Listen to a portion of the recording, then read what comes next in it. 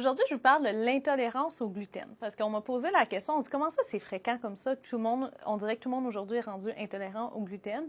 Ici, docteur Alexandra, je travaille à la clinique SM Privée, puis je vais démystifier ça pour vous aujourd'hui, à savoir c'est quoi vraiment, puis il faut vraiment le différencier de la maladie cœliaque.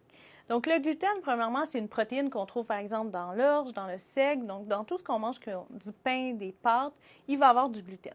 Puis le problème, puis pourquoi on dit qu'il y en a de plus en plus, c'est que les aliments qu'on mange de plus en plus, ils contiennent plus de gluten. C'est ce qui donne comme la texture qui est moelleuse.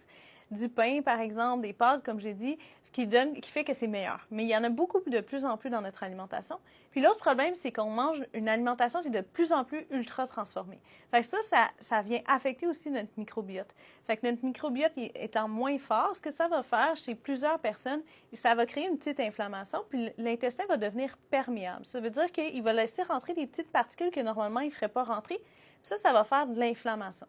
Fait que quand on est inflammé au niveau des intestins, ça va justement donner les ballonnements, les gaz. Certains vont avoir de la constipation, d'autres de la diarrhée. Puis ça va même aller dans certaines personnes avoir des mal de tête, de sentir comme un fog mental.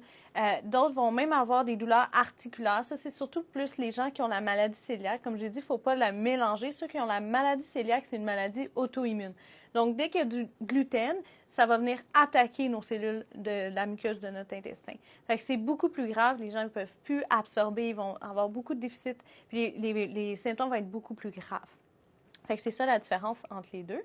Puis à savoir, est-ce que ça se guérit, par exemple, si j'ai une intolérance au gluten? Parce que ce qu'on va faire, c'est quelqu'un qui est intolérant au gluten, premièrement, on va faire le test pour la maladie cœliaque dans certains cas quand c'est grave, parce qu'il faut le faire le test avant d'éviter le gluten. Parce que la plupart des gens vont dire arrêtez le gluten 2 semaines, on va voir si ça l'aide. Mais idéalement, on fait le test avant ça, parce que quand on a fait une diète sans gluten, ça peut faire des faux négatifs, fait que le test va revenir négatif. Donc, on teste avant, ensuite, on fait une éviction au moins 2 semaines. Puis, la plupart du temps, c'est juste, OK, comment vous vous sentez maintenant que vous mangez plus de pain, de pâtes?